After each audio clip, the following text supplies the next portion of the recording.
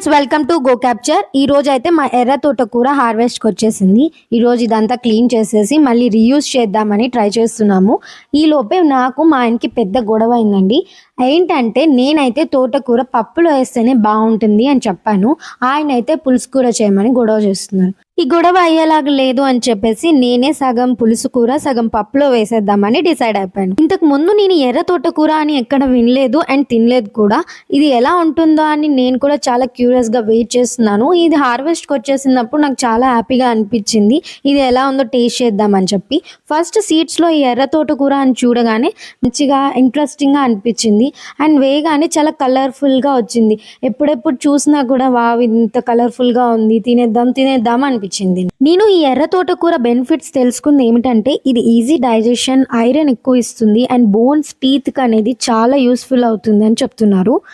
మెయిన్గా అయితే blood pressure and sugar చాలా కంట్రోల్ అవుతుంది. వీక్లీ వచ్చేసి 3 times 2 times తీసుకోమని చాలా రికమెండ్ చేస్తున్నారు. ఇవి అండి ఈ ఎర్ర తోటకూరకు వచ్చేసి బెనిఫిట్స్.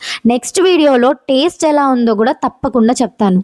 ఇలా మా గార్డెన్ స్టార్ట్ చేసిన తర్వాత ఒక్కొక్కటి హార్వెస్ట్ చేస్తుంటే మనసుకు తెలియలేని సాటిస్ఫాక్షన్ ఒకటి వస్తుంది. ఎంతైనా కానీ మనం పండించుకొని మనం హార్వెస్ట్ చేసుకొని తింటే చాలా మంచిది.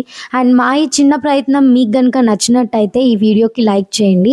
మా garden full length video part 1 part 2 అయితే ఆల్రెడీ పోస్ట్ చేసాము. ఇంకా ఎవరైనా చూసుండకపోతే చూసేయండి.